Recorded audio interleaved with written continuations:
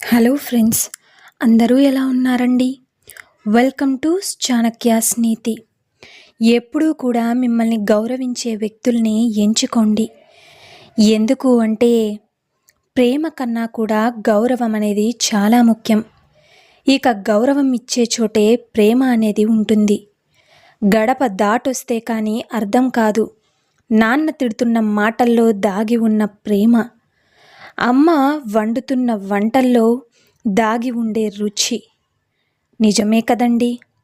శత్రువుల ఇంటికి వెళ్ళి మంచినీళ్లు తాగినా తప్పులేదు, కానీ మనల్ని చులకనగా చూసే మన బంధువుల ఇంట్లో పంచభక్ష పరమాన్నాళ్ళు పెట్టినా ముట్టుకోకూడదు. గుర్తుపెట్టుకోండి, పనికి మాలిన ప్రతి ఒక్కరి దగ్గర మన మంచితనాన్ని నిరూపించుకోవాల్సిన అవసరం ఏమాత్రం లేదు. మన అంతరాత్మకు మనమే సమాధానం చెప్పుకుంటే చాలు. గుర్తుంచుకోండి. అలాగే పరిగెత్తాల్సిన వయసులో పడుకుంటే పడుకునే వయసులో పరిగెత్తాల్సి వస్తుంది. గుర్తుపెట్టుకోండి. ఇప్పటికీ మించిపోయింది ఏమీ లేదు. మొదలుపెట్టు. ఒక 6 నెలలు బలంగా సాధన చెయ్యి. తప్పకుండా నువ్వు అనుకున్నది సాధించి తీరుతావు. కాబట్టి ధైర్యంగా ముందడుగు వేయండి. అంతా మంచే జరుగుతుంది. శత్రువులనేవారు ప్రత్యేకంగా ఉండరు.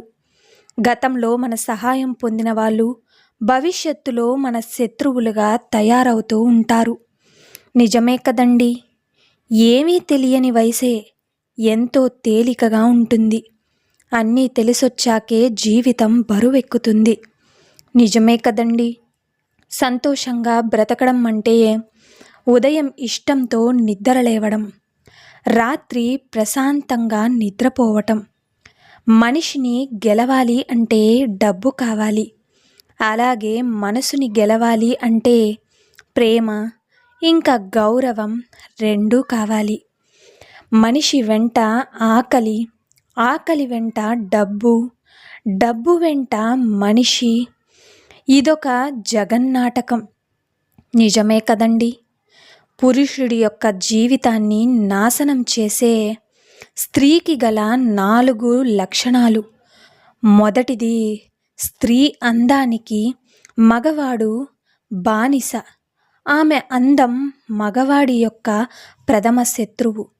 స్త్రీ యొక్క అందమే మగవాడి జీవితాన్ని నాశనం చేస్తుంది. ఇక రెండవది, స్త్రీ తన మాటే నెగ్గాలని మాటి మాటికి అలిగి ఏడ్చి భర్తను ఒప్పించే స్త్రీ వల్ల పురుషుడు ఎంతగానో నాశనమవుతాడు. తన ఉనికిని తాను కోల్పోతాడు. స్త్రీకి ఉండే ఆ లక్షణం మగవాడిని ఎంతో కృంగదీస్తుంది. ఇక మూడవది, నోరు పెద్దదిగా చేసుకుని ప్రతి దానికి భర్తను నిందించే స్త్రీ ఎటువంటి అలవాట్లు లేని మగవాడి జీవితాన్ని కూడా నాశనం చేస్తుంది. ఇక నాలుగవది, పరాయి పురుషులతో లైంగిక సంబంధాన్ని పెట్టుకుని భర్తకు ప్రత్యక్ష నరకాన్ని చూపిస్తూ ఆర్థికంగా దిగజారేలా చేస్తూ భర్త జీవితాన్ని నాశనం చేసేస్తుంది. గుర్తుపెట్టుకోండి. అలాగే మీ తెలివి అనేది అవతలి వాడిని ఆకట్టుకోవాలే కానీ చిరాకు పెట్టకూడదు. అర్థమైంది కదండి. కాలం గడిచిపోతుందని బాధపడుతూ కూర్చోవద్దు. ఉన్న సమయం తక్కువే, కానీ విజయం ఇచ్చే సంతృప్తి ఎంతో ఎక్కువ. లేచి ధైర్యంగా ముందుకు నడువు. గట్టిగా అనుకుంటే జరగదంటూ ఏదీ ఉండదు. గుర్తుపెట్టుకోండి. ఇతరులు చిన్న చూపు చూస్తున్నారని మనకు నచ్చిన పని చెయ్యడం ఆపేస్తామా? చిన్నదో పెద్దదో రేపు అదే మనకి విలువను పెంచుతుంది. దాని విజయమే అందరి నోర్లను మూయిస్తుంది. దేనికి సిగ్గుపడొద్దు. గుర్తుంచుకోండి. ఒంటరిగా పోరాడే వాడికే ఓర్పు, బాధ్యతగా పోరాడేవాడికే బలాన్ని ఇస్తాడు ఆ భగవంతుడు. ఇక ధైర్యంగా ఉండు.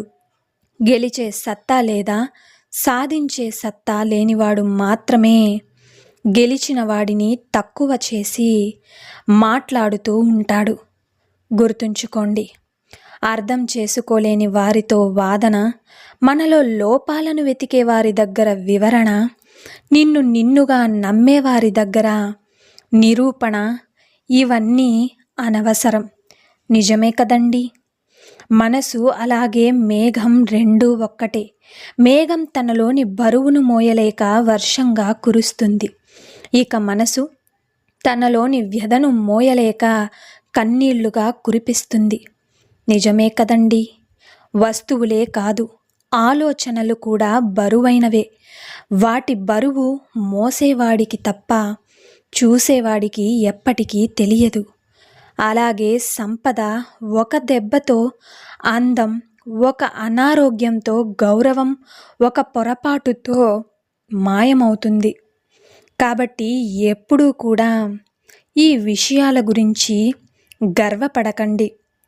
గుర్తుంచుకోండి, ఈ ప్రపంచంలోనే అత్యంత విలువైన ద్రవం కన్నీరు. ఇందులో 1% నీరు ఉంటుంది. ఇక మిగిలిన శాతం అనుభూతే ఉంటుంది. ఇక గుర్తుంచుకోండి, సందేహానికి నివారణ లేదు, వ్యక్తిత్వానికి నిదర్శనము లేదు, అలాగే మౌనాన్ని మించిన సాధనం లేదు, మాటల కంటే పదునైన బాణం మరొకటి లేదు. నిజమే కదండి. మీ జేబు నిండుగా ఉంటే మీ శత్రువులు కూడా మీ తప్పులను మన్నిస్తారు. అదే మీ జేబు ఖాళీగా ఉంటే మీ సోదరులు కూడా మీతో సరిగ్గా మాట్లాడరు. గుర్తుంచుకోండి. ఇక మనిషి ఎంత ధనవంతుడైనా కూడా కష్టాలను అమ్ముకోలేడు, శాంతిని ఏ విధంగా కొనలేడు. క్లిష్ట పరిస్థితులు, సమయం, అలాగే వ్యక్తులు, ఈ 3 విషయాలు పుస్తకాల కంటే కూడా జీవితంలో మెరుగైన పాఠాలను మనకి నేర్పిస్తాయి. రూపాయి కూడా లేకుండా ఉండే మనిషి పేదవాడు కాదు. ఒక కళంటూ లేనివాడు నిజమైన పేదవాడు. అసలు ఆశయమే లేనివాడు అసలైన పేదవాడు. గుర్తుపెట్టుకోండి. మీరు నరకాన్ని చూడాలి అనుకుంటే నిరుద్యోగులుగా మారండి. నరకం ఎక్కడి నుండో కాదు, మన ఇంటి నుండే ప్రారంభమవుతుంది. గుర్తుంచుకోండి. అలాగే ఇక ఒక్క విషయం, మీరు జీవితంలో ఎదగాలి అనుకుంటే ఎవ్వరితోనూ పొంతన పోల్చుకోవద్దు. ఎవ్వరితోనూ మీరు తక్కువ అని చేసి మిమ్మల్ని మీరే చూసుకోవద్దు. గుర్తుంచుకోండి, మీకు నచ్చింది, మీ మనసు చెప్పింది జాగ్రత్తగా అర్థం చేసుకుని ముందుకు సాగిపోండి. అర్థమైంది కదండి. సో చూశారు కదండి ఇవాల్టి వీడియో. ఈ వీడియో మీకు నచ్చిందనే అనుకుంటున్నాను. నచ్చితే చిన్న లైక్ చేయండి. అలాగే మన ఛానల్ని ఎవరైనా స్టార్టింగ్ చూస్తుంటే సబ్స్క్రైబ్ చేసుకోవడం మర్చిపోవద్దండి. ఇలాంటి చాణక్యనీతి మరిన్ని మోటివేషనల్ వీడియోస్ మీకు నోటిఫికేషన్ రూపంలో రావాలంటే పక్కనున్న బెల్ సింబల్ని క్లిక్ చేయండి. అలా చేస్తే నేను పెట్టే ప్రతి వీడియో మీకు నోటిఫికేషన్ రూపంలో వస్తుంది. So thank you for watching friends. రేపటి వీడియోలో చాణక్యులు గారు ఏ మంచి మాటలను, ఏ మంచి సూక్తులను మనకి చెప్పబోతున్నారు అన్నది మనం రేపటి వీడియోలో అయితే తెలుసుకుందాం.